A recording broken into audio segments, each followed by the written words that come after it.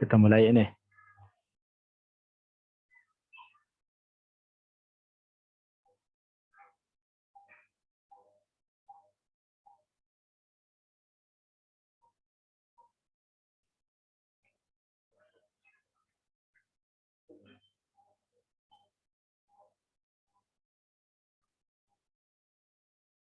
Mbak Aga, kita mulai. Ya siap Ustaz, sudah direkam. PDF-nya sudah saya kirim ke grup Ustaz. Ya. Bismillahirrahmanirrahim.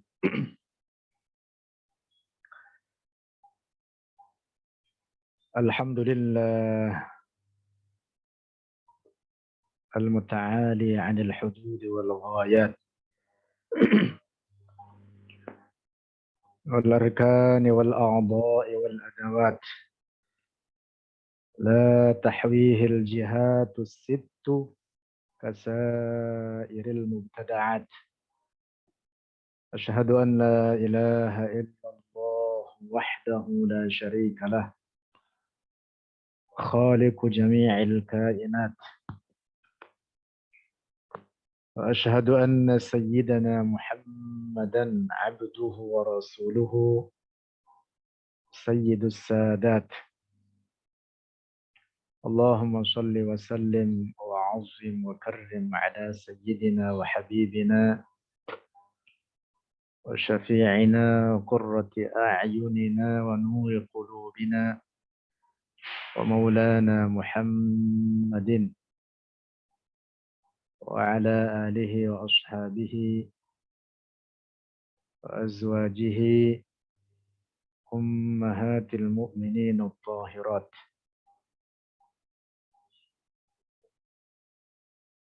اللهم لا سهل إلا ما جعلته سهلا وأنت يا حي يا قيوم تجعل الحزن إذا شئت سهلا.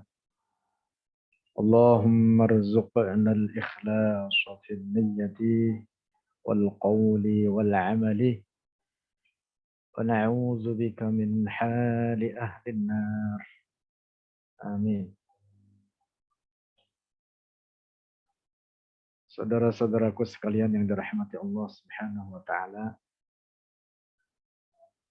Insyaallah dalam kesempatan ini kita akan membahas tema yang cukup penting, dan tema ini belakangan ini sedang hangat atau sebenarnya dari dahulu sering dibicarakan oleh para ulama kita atau sudah dibahas oleh mereka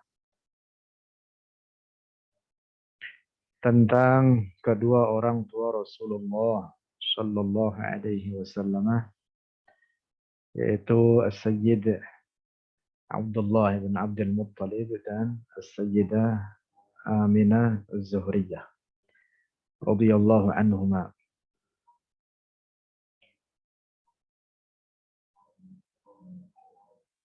Sedikit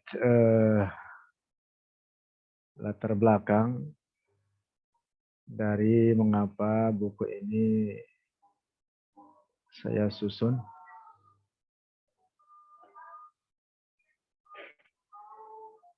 Pertama tentu karena tema ini di samping cukup penting juga ada sekelompok orang di masyarakat kita yang sangat berani atau katakanlah tidak beradab kepada kedua orang tua Rasulullah Sallallahu Alaihi Wasallam dengan mengatakan bahwa keduanya adalah penduduk neraka. Nauzubillah. Ini harus kita luruskan, dan sebenarnya ada banyak tulisan para ulama kita membahas ini, dan bahasan ini sebenarnya sudah final. Dibahas oleh banyak para ulama kita. Bahwa kemudian saya ikut-ikutan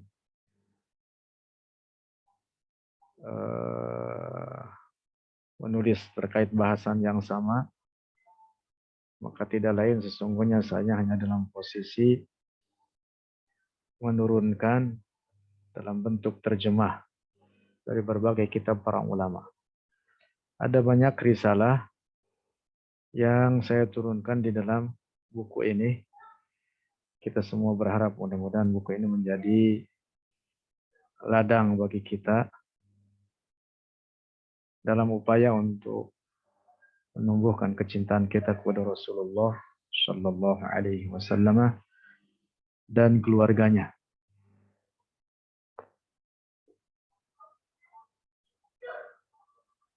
Terutama dari karya-karya Al-Imam Al-Hafiz Jalaluddin As-Suyuti, oleh karena beliau sangat konsen membahas tema ini hingga membuat ada sekitar atau tidak kurang dari 5 karya risalah khusus membahas tentang kedua orang tua Rasulullah Shallallahu Alaihi Wasallam yang beliau kaji sangat detail dan komprehensif dari berbagai kajian bidang atau aspeknya.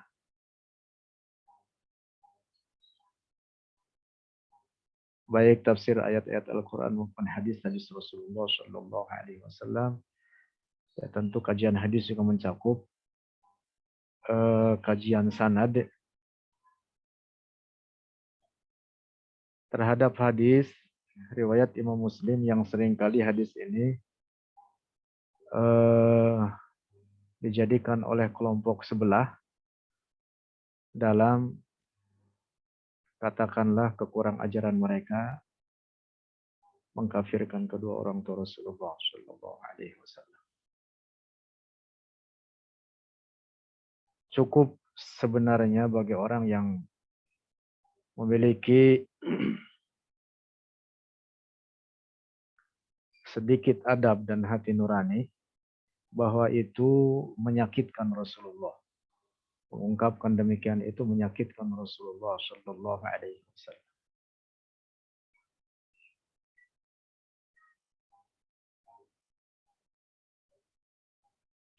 Sehingga Al-Imam Ibn Al-Arabi Al-Maliki ketika ditanya perihal orang yang mengkafirkan kedua orang tua Rasulullah Shallallahu Alaihi Wasallam, beliau menjawab bahwa orang semacam itu terlaknat.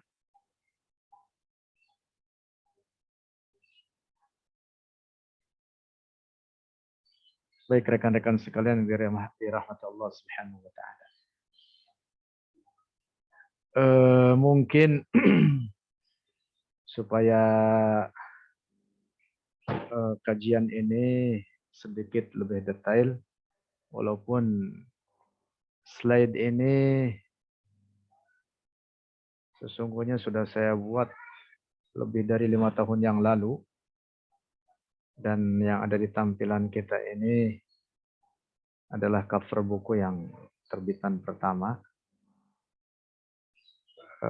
Rekan-rekan sekalian sudah di-share PDF-nya. Itu adalah terbitan yang kedua. Mungkin ada perbedaan tata letak sedikit atau halaman nanti insya Allah. Karena slide PowerPoint ini belum saya rubah terkait beberapa halaman yang akan saya tunjukkan nanti sebagai rujukan kepada kitab atau buku aslinya. Rekan-rekan sekalian yang dirahmati Allah Subhanahu wa taala, ada 55 slide ini, dan ini saya kira tidak cukup untuk sekali dua kali pertemuan, tapi kita cari apa namanya supaya lebih komprehensif kajian ini. Kita tidak batasi beberapa kali pertemuan, kita tunggu selesainya sajalah, mungkin 3 atau 4, entah 5. Insya Allah dengan waktu yang sama di setiap hari Selasa jam 4 sore seperti ini.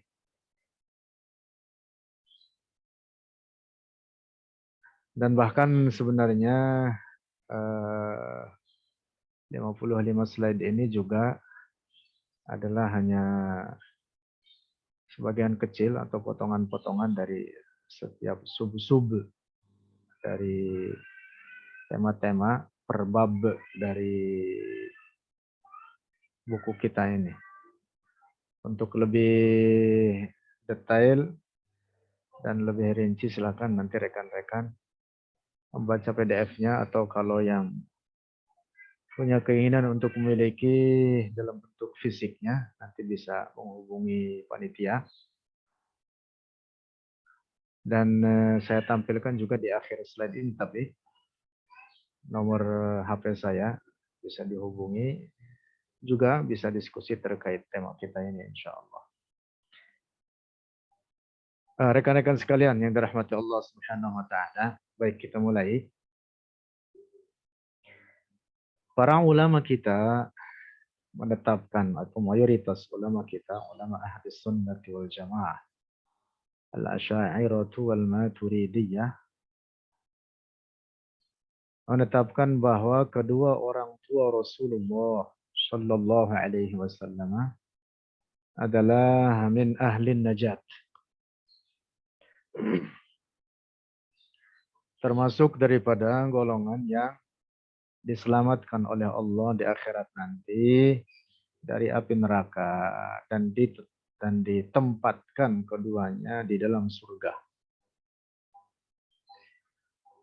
Ketetapan ini dinyatakan oleh kelompok terbesar dari ulama kita, ulama ahli sunnati wal jamaah.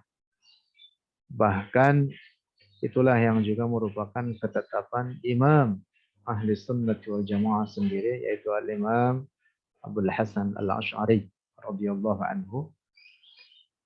Yang kemudian ketetapan ini atau keyakinan ini turun-temurun diyakini oleh para ulama ahli sunnah sesudahnya antar generasi ke generasi dan hingga masa kita sekarang. Salah satunya apa yang diungkapkan, saya di sini mengutip tulisan As-Sayyid Ja'far ibn Hasan al-Barzanji. Saya kira nama ini cukup populer. Penulis Maulid al-Barzanji. Beliau menulis Maulid ada yang dalam bentuk nasr dan dalam bentuk prosa, nasr itu, dan dalam bentuk nazam. Nah, dalam bentuk nazam beliau menuliskan wa innal imam al-Ash'ariyya la musbitun najatahuma nassan bi muhkam tibyani wa hasha ilahul arsh yarda janabuhu لوالدي المختار رؤية نيران وقد شاهد من معجزات محمد خوارق آيات تلوح لأعيان وإن الإمام الأشعري لمثبت dan sesungguhnya Al-Imam Abul Hasan Al-Ash'ari, Imam Ahli Sunnati wal Jamaah, benar-benar telah menetapkan, diungkapkan dengan lam dalam taukid, dalam musbitun, sungguh atau benar-benar telah menetapkan ketetapan najatahuma, akan keselamatan keduanya, yang dimaksud kedua orang tua Rasulullah sallallahu alaihi wasallam nassan sebagai nas bimuhkami tibyani dengan pembahasan yang muhkam yang pasti. Wa hasya ilahul arsy yarda janabuhu liwalidayil mukhtari ru'yata nirani. Tidak mungkin Allah Subhanahu wa taala Tuhan pemilik arsy ridho bagi kedua orang tua Rasulullah Shallallahu Alaihi Wasallam jika keduanya dimasukkan ke dalam neraka.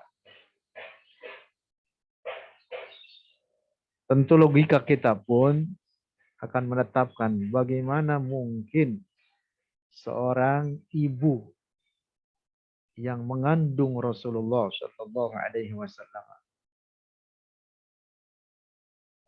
kemudian dikatakan bahwa dia akan menjadi penduduk neraka. Nauzubillah. Nanti akan kita bahas lebih jauh. Wa qad syahada min mu'jizati Muhammadin. Dan sungguh keduanya telah menyaksikan dari beberapa mukjizat Rasulullah sallallahu alaihi wasallam. Khawariqa ayatin, tanda-tanda yang agung, taluhu li a'yani, yang nyata bagi pandangan mata. Ini juga akan kita bahas terkait apa yang diungkapkan oleh Al-Barzanji ini. Nah, ini sedikit dari ungkapan para ulama kita, ulama Ahlus Sunnati wal Jamaah terkait ketetapan keselamatan kedua orang tua Rasulullah Shallallahu Alaihi Wasallam. Tentu selain Al-Barzanji ada banyak para ulama dan insya Allah nanti akan kita kutip puluhan dalam berbagai karya baik yang khusus ditulis oleh mereka terkait tema ini atau oleh mereka dikutip dalam kitab-kitab karya mereka.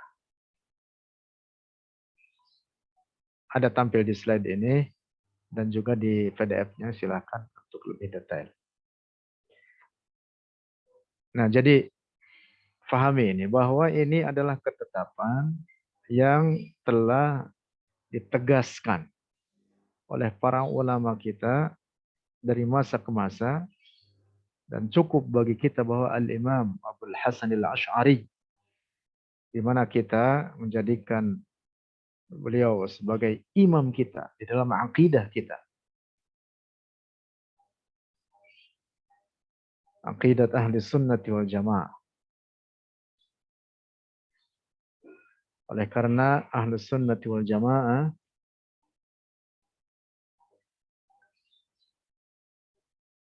ketika disebut nama ini, maka tidak lain mereka adalah kaum Asy'ariyah Maturidiyah, yaitu mereka para pengikut Al-Imam Abul Hasan Al-Asy'ari dan Al-Imam Abu Mansur Al-Maturidi.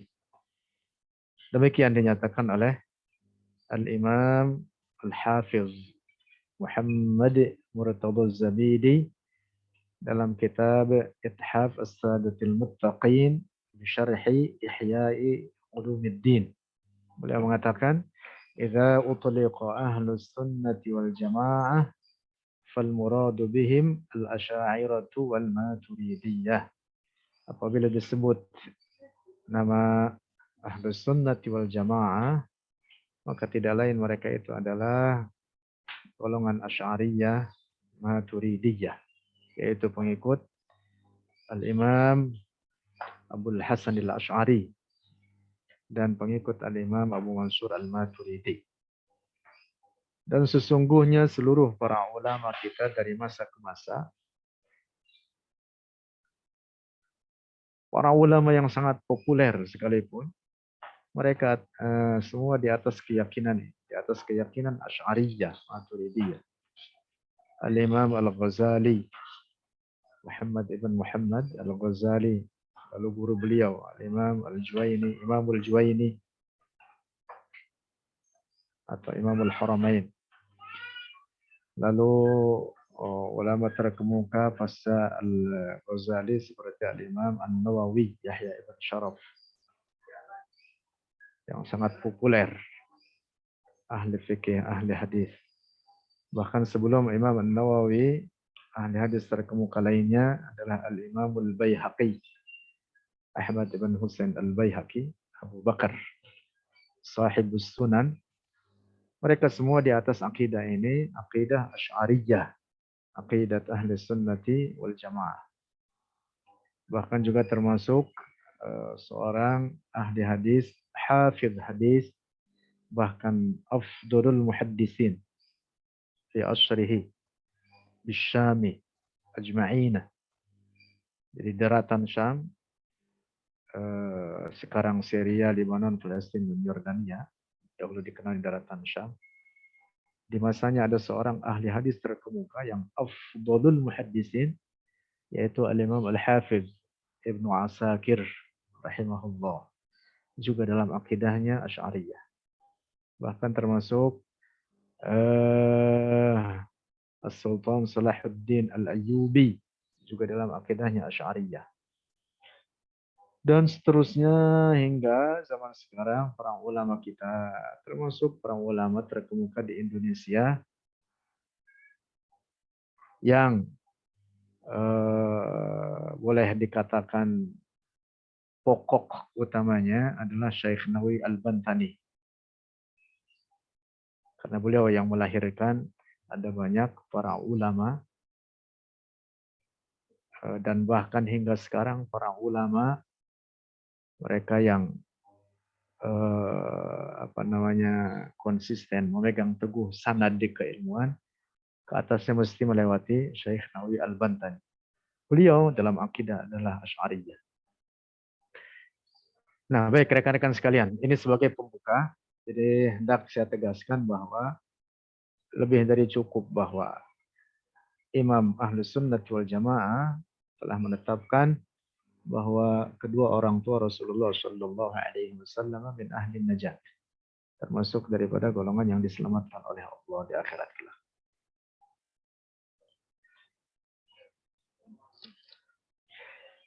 Lanjut. Secara garis besar dalam menetapkan bahwa kedua orang tua Rasulullah Shallallahu Alaihi Wasallam termasuk penduduk surga di akhirat nanti adalah dengan 4 metode. Yang pertama, bahwa kedua orang tua Rasulullah Shallallahu Alaihi Wasallam tidak mendapati dakwah Islam. Metode kedua adalah bahwa kedua orang tua Rasulullah Shallallahu Alaihi Wasallam termasuk daripada orang-orang yang hidup di zaman al-fatrah, sehingga mereka disebut dengan ahlul fatrah, zaman yang di dalamnya vakum daripada kenabian. Metode yang ketiga adalah bahwa kedua orang tua Rasulullah Shallallahu Alaihi Wasallam di atas ajaran Nabi Ibrahim. Nah, pada bagian ini tentu harus kita ingat bahwa seluruh para nabi Allah beragama Islam. Dari mulai Nabi Adam alaihi salam hingga Rasulullah sendiri, semua mereka datang dengan membawa agama yang sama, yaitu agama Islam. Sedikit saya bahas terkait ini sebelum kita lebih jauh. Dalam Al-Quran ada banyak ketetapan masalah ini, bahwa seluruh para nabi Allah datang dengan membawa agama Islam. Termasuk Nabi Ibrahim yang menurunkan banyak para nabi, ribuan para nabi bahkan, dari jalur putranya Nabiullah Ishaq alaihissalam dan dari jalur Nabiullah Ismail alaihissalam, sehingga Nabi Ibrahim digelar dengan Abul Anbiya. Dalam Al-Quran Allah menegaskan tentang Nabi Ibrahim, maka Ibrahimu Yahudiyyan wala Nasraniyyan walakin kana hanifan musliman. Nabi Ibrahim seorang yang muslim. Dalam suratul Baqarah firman Allah, am kuntum syuhada'a idh hadara Ya'qub al-maut idh qala li banihi ma ta'buduna min ba'di qalu na'budu ilahaka wa ilaha abaika Ibrahim wa Ismaila wa Ishaqa ilahan wahida wa nahnu lahu muslimun. Jadi nabi-nabi dari keturunan Nabi Ishak. Nabi Ishak punya putra Nabi Yaqub. Nabi Yaqub nama lainnya adalah Israel. Sehingga keturunan Nabi Yaqub disebutlah dengan Bani Israel. Ada banyak para Nabi Allah yang diutus di kalangan Bani Israel. Seperti Nabi Yusuf, Nabi Dawud, Nabi Sulaiman. Dan yang paling populer Nabi Isa dan Nabi Musa. Semua mereka adalah nabi-nabi yang diutus di kalangan Bani Israel. Nah, semua mereka beragama Islam. Nah, tentu juga Nabi kita yang merupakan penutup para nabi datang dengan membawa agama yang sama, yaitu agama Islam. Nah, di sini ada catatan penting. Tidak boleh kita mengatakan bahwa agama samawi ada 3. Tetapi yang benar agama samawi hanya 1, yaitu Islam. Karena itu tidak boleh dikatakan agama-agama samawi. Atau dikatakan al-adyan as-samawiyah. Oleh karena ad-din as-samawi itu hanya 1, yaitu Islam. Dalam hadis Rasulullah sallallahu alaihi wasallam bersabda, "Al-anbiya'u ikhwatun li'allat, dinuhum wahid wa ummahatuhum syatta." Rawahu Muslim. Para nabi laksana saudara seayah. Yang dimaksud adalah, kata Rasulullah, ikhwatun li'allat, yang dimaksud adalah dinuhum wahid. Artinya bahwa agama mereka 1. Wa ummahatuhum syatta, dan syariat-syariat mereka lah yang berbeda-beda. Terkait hukum-hukum syara. Yang ada perbedaan di kalangan mereka itu. Adapun agama mereka 1, dan mereka juga membawa misi yang sama, yaitu misi mentauhidkan Allah, menyeru kepada kaumnya masing-masing. Firman Allah, "Wa ma arsalna min qablika min rasulin illa nuhi ilaihi annahu la ilaha illa ana fa'budun." Ayat ini dengan tegas menetapkan bahwa seluruh para nabi Allah datang dengan membawa misi tauhid, menyeru kepada kaumnya masing-masing untuk mentauhidkan Allah, bahwa hanya Allah yang berhak disembah, dan mereka semua datang dengan membawa agama Islam. Dalam ayat lain Allah berfirman, "Innad dina 'indallahil Islam." Dalam ayat lain Allah berfirman, "Wa may yabtaghi ghayral islami dinan falan yuqbala minhu wa huwa fil akhirati minal khasirin." Ini terkait akidah, dan akidah itu tidak berlaku di dalamnya nasikh mansukh. Artinya hukum Al-Quran, artinya apa yang dibicarakan oleh Al-Quran dalam ayat ini menyangkut akidah, itu sudah berlaku dari dahulu. Nah, sehingga seluruh para nabi Allah, dari mulai Nabi Adam alaihi salam, mereka semua datang dengan bawa agama yang sama, yaitu agama Islam. Nah, jadi sekali lagi, catatan penting, tidak boleh kita mengatakan al-adyan as-samawiyah.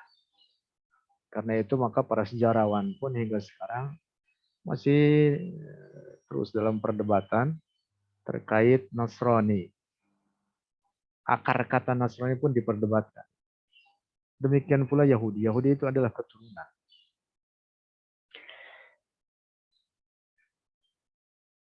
Kembali lagi kepada tema kita.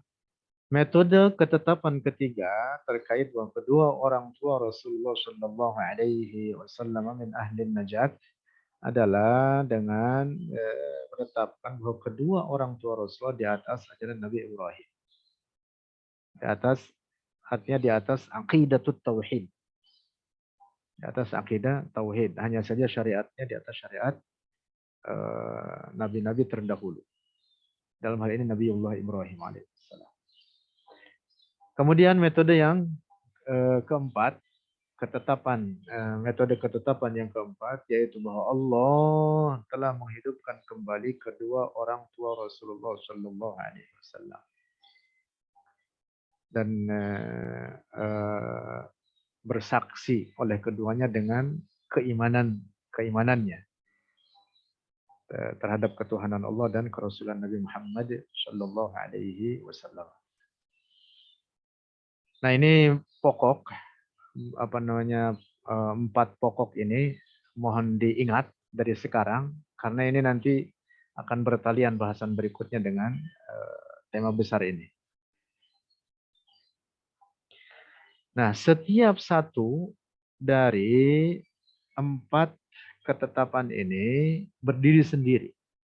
Artinya, ketetapan pertama atau ketetapan kedua dan seterusnya itu bisa dijadikan argumen untuk menetapkan bahwa kedua orang tua Rasulullah min ahli najat, termasuk daripada golongan yang diselamatkan oleh Allah di akhirat nanti. Walaupun tiga ketetapan yang lainnya misalkan tidak dibahas, tidak diunggah, dengan hanya satu dari empat ketetapan ini cukup sebenarnya.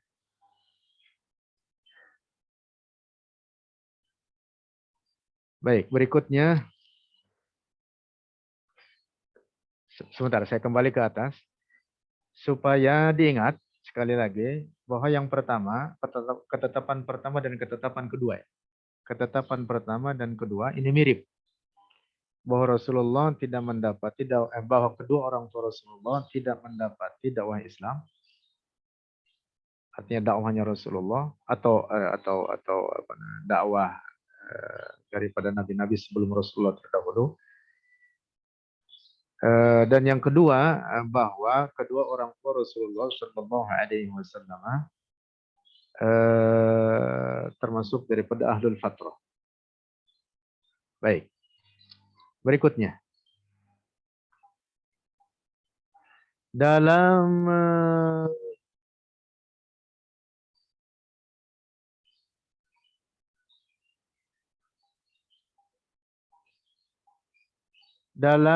menetapkan metode yang pertama dan metode yang kedua,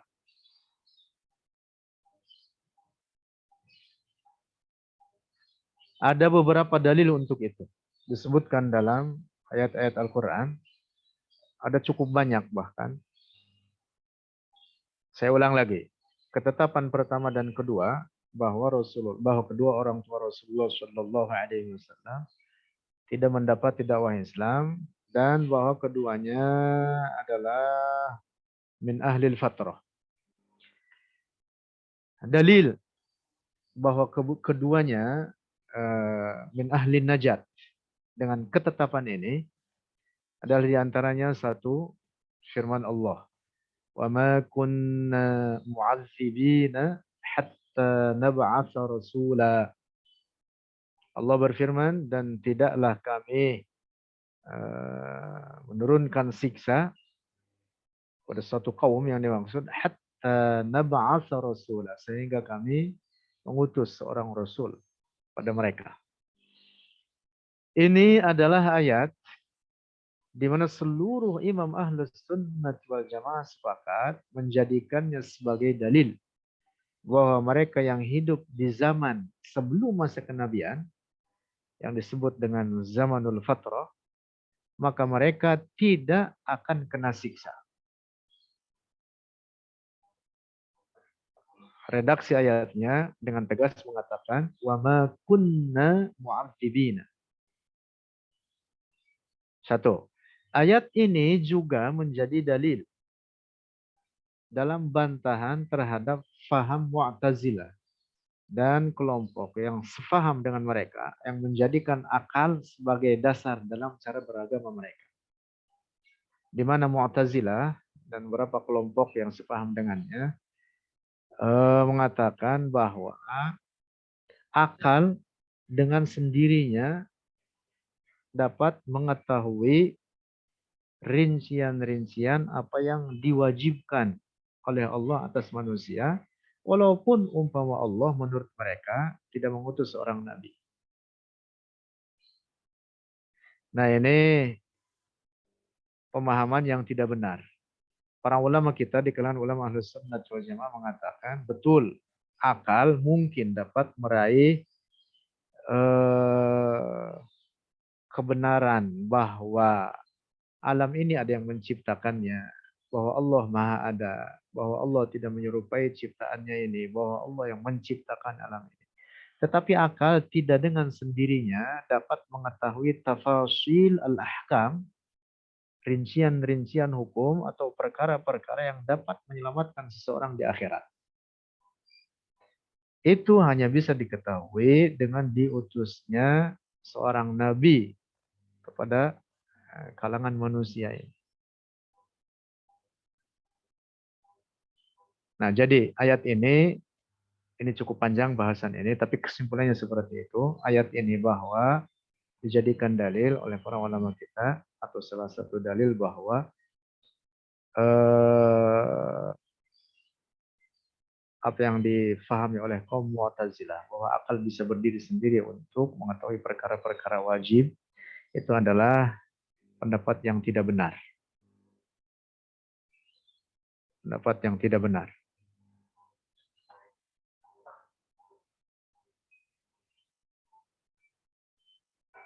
Al-Imam Ibnu Jarir At-Tabari dan Ibnu Abi Hatim dalam kitab tafsirnya masing-masing meriwayatkan dari Qatadah tentang firman Allah di atas bahwa ia berkata, Qatadah berkata, sesungguhnya Allah tidak akan menyiksa siapapun hingga telah datang kepada orang tersebut berita dari Allah terkait berita terkait perkara-perkara yang ditetapkan oleh Allah daripada perkara-perkara wajib atau perkara-perkara yang diharamkan atau perintah-perintah Allah lainnya. Atau datangnya suatu bukti dari Allah. Nah, demikian dinyatakan oleh Qatadah seperti yang dituliskan oleh Al-Imam Ibnu Jarir At-Tabari dan mufassir lainnya.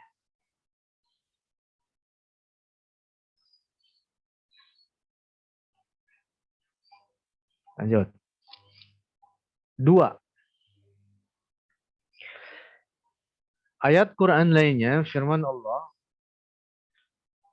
bahwa mereka yang hidup di zamanul fatrah atau mereka yang tidak mendapati dakwah Islam tidak kena siksa di akhirat nanti sehingga tidak dimasukkan ke neraka bersama orang-orang kafir, mereka tidak. Adalah firman Allah, "Dzalika allam yaqur rabbuka."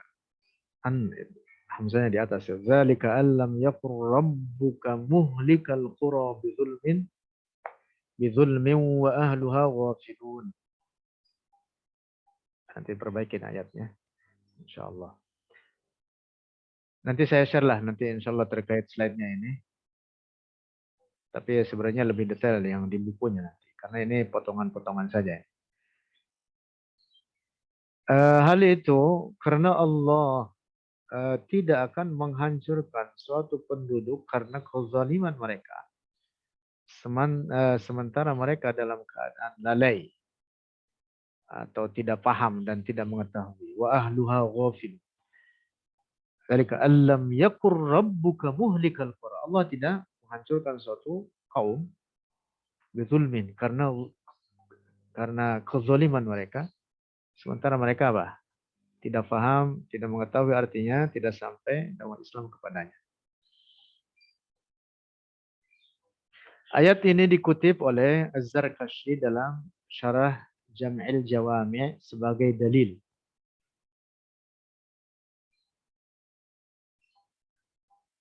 Bahwa kewajiban bersyukur kepada Allah yang memberi nikmat, artinya bersyukur kepada Allah, bukan semata-mata didasarkan kepada akal, tetapi karena ketetapan syara'. Demikian dinyatakan oleh Al-Imam Badruddin Az-Zarkashi dalam kitab namanya Tashniful Masami' bi Syarhi Jami'il Jawami'. Jam'ul Jawami karya Al-Imam Tajuddin As-Subki. Saya tambahkan sedikit. Seorang itu disebut mukallaf. Disebut mukallaf adalah seorang yang terhimpun padanya 3 syarat. 3 syarat. Yaitu al-baligh. Kemudian yang kedua al-aqil. Dan kemudian yang ketiga balaghathu da'watul Islam. Yang pertama adalah syarat seorang tersebut mukallaf bahwa dia telah baligh. Nah, saya bahas sedikit lah walaupun mungkin rekan-rekan sering mendengar ini. Tapi untuk mengingatkan kembali. Tanda baligh itu ada 3. Yang pertama adalah ru'yatul maniyyi. Mimpi. Yang kedua adalah telah mencapai sempurna umur 15 tahun dalam hitungan tahun Hijriah. Catatan penting di sini. Dalam hitungan tahun Hijriah. Nah, 2 syarat ini berlaku bagi laki-laki dan perempuan. Lalu yang ketiga hanya berlaku bagi perempuan saja yaitu ru'yatu atau khuruju damil haid, keluar darah haid. Umur berapapun. Para ulama mengatakan di atas 9 tahun keluar darah haid, maka ini perempuan sudah balik. Nah, kemudian yang kedua, syarat mukallaf adalah al-aqil. Al-aqil. Seorang yang berakal. Nah, sehingga kalau ada orang yang tidak berakal, umpama dia gila dari kecil, tidak berakal. Artinya gila bahasa kitanya. Dari kecil, dari sebelum balik dan seterusnya sampai meninggal, maka ini orang di akhirat min ahlin najat. Termasuk daripada golongan yang diselamatkan. Dengan syarat gilanya itu dari semenjak kecil. Nah, kalau dia gilanya itu setelah balik sempat normal, maka umur normalnya nanti akan dihisab di akhirat. Lalu yang ketiga, syarat mukallaf adalah balaghathu da'watul Islam. Sampai kepadanya dakwah Islam. Yang dimaksud dakwah Islam adalah uslud dakwah, yaitu la ilaha illallah Muhammadur Rasulullah. Bahwa tidak ada Tuhan yang berhak disembah kecuali Allah dan bahwa Muhammad adalah utusan Allah. Bukan tafasilul ahkam, bukan rincian hukum-hukum syarak, bukan. Tapi pokoknya ini, pokok dakwah Islam, yaitu la ilaha illallah Muhammadur Rasulullah. Nah, orang yang terpenuhi padanya 3 perkara ini, maka disebutlah dia mukallaf. Nah, dengan demikian, umpama ada orang tidak sampai kepadanya dakwah Islam. Termasuk umpama di zaman kita sekarang, seandainya ada orang tidak sampai kepadanya dakwah Islam, yaitu aslud dakwah, la ilaha illallah Muhammadur Rasulullah. Hidup dalam kesendiriannya misalkan, tidak pernah bertemu dengan manusia lain. Tidak sampai kepada dakwah Islam. Maka berarti ini orang tidak terpenuhi padanya syarat sebagai mukallaf. Artinya dia tidak memiliki beban syariat dan di akhirat kalau ya meninggal dalam keadaan seperti ini termasuk juga min ahlin najat. Bahkan para ulama kita juga memberikan contoh lain. Misalkan apabila ada orang buta, kemudian tuli, buta, tuli, kemudian gagu, bisu, sehingga tidak ada jalan untuk bisa menyampaikan dakwah Islam kepadanya, kepada orang ini, tidak ada jalan. Misalkan Bagaimana kalau dia buta, kemudian dia tuli, dan dia bisu? Tidak ada jalan untuk bisa mengajarkan kepadanya. Nah, maka ini orang juga termasuk min ahli najah. Nah, dan apalagi adalah kedua orang tua Rasulullah Shallallahu Alaihi Wasallam yang notabene adalah eh, dalam posisi dua itu tadi, bahwa keduanya min ahlil fatrah dan keduanya tidak mendapati dakwah Islam. Jelas otomatis keduanya berarti di akhirat min ahlin najat. Dan apalagi keduanya adalah ayahanda dan ibunda Rasulullah Shallallahu Alaihi Wasallam. Nah, jadi dua ayat ini saja sebenarnya sudah kuat menjadi dalil bagi kita bahwa kedua orang tua Rasulullah Shallallahu Alaihi Wasallam di akhirat bukan seperti yang dituduhkan oleh orang-orang Wahabi bahwa keduanya adalah sebagai penduduk neraka. Nauzubillah. Nauzubillah. Lanjut.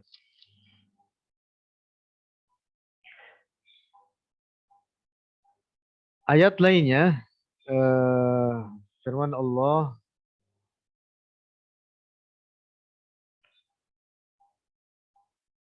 walaula an tusibahum musibatum bima qaddamat aydihim fayaqulu rabbana laula arsalta ilaina rasulan fanattabi'a ayatika wa nakuna minal mu'minin. Al-Qasas. Dan kalaulah tidak menimpa mereka oleh suatu musibah karena perbuatan-perbuatan yang telah mereka lakukan, maka mereka berkata, wahai Tuhan kami, seandainya engkau mengutus pada kami seorang Rasul, maka tentulah kami akan mengikuti ayat-ayatmu dan kami menjadi orang yang beriman. Ayat ini juga dikutip oleh Al-Imam Badruddin Az-Zarkashi dalam menjelaskan tema di atas. Itu terkait dengan syukrul mun'im. Temanya terkait syukrul mun'im. Tadi bersyukur terhadap pemberi nikmat. Itu bersyukur kepada Allah Subhanahu wa taala. Itu apakah didasarkan kepada ketetapan logika atau ketetapan syara'? Para ulama kita menetapkan seperti yang dikutip oleh Imam Badruddin Az-Zarkashi bahwa itu adalah dasarnya syara', bukan semata-mata akal. Lalu Ibnu Abi Hatim dalam kitab tafsirnya, dalam menafsirkan ayat ini mengutip riwayat dengan sanad hasan dari sahabat Abu Sa'id Al-Khudri bahwa Abu Sa'id berkata, Rasulullah Shallallahu Alaihi Wasallam bersabda,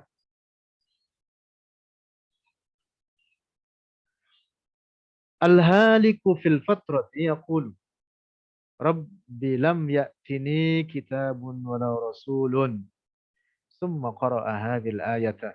Rabbana lawla arsalta ilayna rasulan fanattabi'a ayatika wa nakuna minal mu'minin. Hadis ini, Rasulullah bersabda, orang yang meninggal di masa fatrah akan berkata, wahai Tuhanku, tidak datang kepadaku kitab apapun, artinya membawa ajaran-ajaran Allah, dan tidak pula seorang Rasul pun membawa perintah atau ajaran-ajaran Allah tersebut. Nah, kemudian berkata dengan bacakan ayat ini, wahai Tuhan kami, seandainya engkau mengutus kepada kami seorang Rasul, maka tentulah kami akan mengikuti ayat-ayatmu dan kami menjadi orang yang beriman. Nah, sehingga difahami dari hadis ini bahwa ahlul fatrah di akhirat nanti adalah ahlun najat.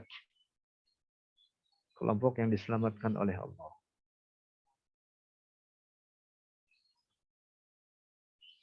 Lanjut. Slide berikutnya.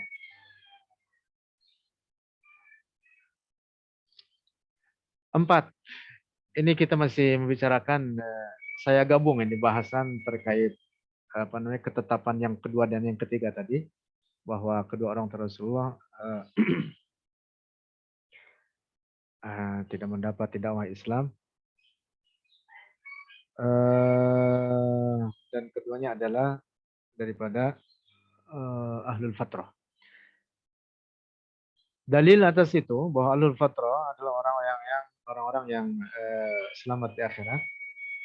Firman Allah, walau anna ahlaknahum bi'adzabin min qablihi laqalu rabbana laula arsalta ilaina rasulan fanattabi'a ayatika min qabli an nadhilla wa nakhza.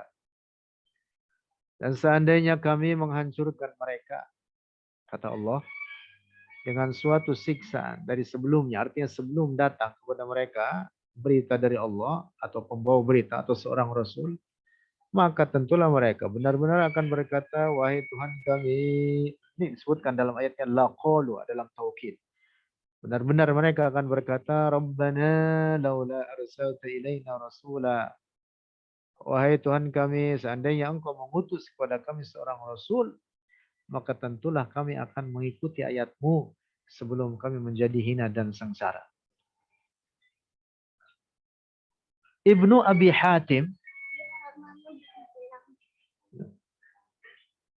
dalam kitab tafsirnya, dalam menafsirkan ayat ini, mengutip sebuah riwayat dari Atiyah Al-Awfi, bahwa Atiyah berkata, orang yang meninggal di masa fatrah akan berkata, wahai Tuhanku, tidak datang kepadaku kitab apapun, dan tidak pula seorang rasul pun. Lalu orang ini berkata dengan membacakan firman Allah, dan seandainya laula arsalta ilaina rasulan fanattabi'a ayatika, dan seterusnya, min qabli an nadhilla wa nakhza. Nah, jadi ayat ini juga merupakan dalil bahwa ahlul fatrah adalah ahlun najat. Lanjut. 5. Sebenarnya sangat banyak ini ayat-ayat Al-Quran, dan ini yang terakhir saya kutip di slide ini. Nanti lebih detail tafsiran ayat-ayat tersebut dan lebih banyak lagi ayatnya, silakan dibaca PDF-nya. 5. Firman Allah, wa ma kana rabbuka muhlikal qura hatta yab'atsa fi ummiha rasulan yatlu 'alaihim ayatina. Tidaklah Tuhanmu, wahai Muhammad, menghancurkan suatu kaum sehingga mengutus oleh Allah fi ummiha, di tengah-tengah mereka, di ibu kota mereka, di tempat apa? Di tengah-tengah mereka lah, katakan seperti itu. Rasulan, seorang rasul, yatlu alaihim ayatina, yang membacakan atas mereka akan ayat-ayat kami. Ayat ini sangat tegas mengatakan, wa ma kana rabbuka muhlikal qura. Allah tidak akan menyiksa suatu kaum hatta yab'atsa fi ummiha rasulan. Al-Imam Ibnu Abi Hatim meriwayatkan dari Abdullah bin Abbas dan Qatadah tentang ayat ini, bahwa keduanya, Abdullah bin Abbas dan Qatadah, berkata, Allah tidak akan menghancurkan suatu kaum hingga dia mengutus Muhammad kepada mereka. Dalam tafsiran Abdullah bin Abbas seperti itu. Bila mereka mendustakannya dan kafir kepadanya, kepada Muhammad, yang merupakan akhirul anbiya, khatamul anbiya wal mursalin, penutup para nabi dan para rasul, maka tentulah mereka akan mendapatkan siksaan dari Allah. Nah, jadi adanya siksaan itu kapan? Setelah mereka mendapatkan penerangan, datang dakwah Rasulullah sampai kepada mereka. Nah, ini 2 metode dari 4 metode dalam menetapkan kedua orang tua Rasulullah Shallallahu Alaihi Wasallam min ahli najat. Mudah-mudahan pertemuan kita, saya kira sampai di sini dahulu. Insya Allah slide-nya saya share, atau paling tidak PDF-nya, dan bahkan PDF lebih detail. Silakan dibaca-baca, atau buku fisiknya juga yang berminat silakan. cukup tebal. Buku fisiknya itu sekitar 300 halaman kurang lebih. Saya kira pertemuan perdana kita sampai di sini. Insya Allah nanti kita bahas berikutnya karena ini lebih detail lagi nanti ke sananya dan butuh penjelasan lebih komprehensif. Mohon maaf rekan-rekan sekalian, mungkin kita tidak ada diskusi karena butuh waktu dan ada keperluan lain, ada kebutuhan lain yang harus kita persiapkan. Nanti di-share oleh panitia atau oleh penyelenggara nomor HP saya, silahkan. Nanti bisa diskusi lewat WhatsApp atau kita di luar media ini, di luar Zoom. Saya kira ini saja. Mudah-mudahan untuk pertemuan perdana ini dapat difahami apa yang menjadi tema bahasan kita. Dan mohon maaf, saya berbicara pelan-pelan. Saya harapkan agak runtut dalam berbicaranya dan sedikit didetailkan. Sama-sama kita baca tahlil 3 kali, salawat 3 kali. La ilaha illallah, la ilaha illallah, la ilaha illallah. اللهم صل على سيدنا محمد وعلى آله وصحبه وسلم. اللهم صل على سيدنا محمد وعلى آله وصحبه وسلم. اللهم صل على سيدنا محمد وعلى آله وصحبه وسلم. رب اغفر لي ولوالدي وللمؤمنين والمؤمنات. السلام عليكم ورحمة الله وبركاته.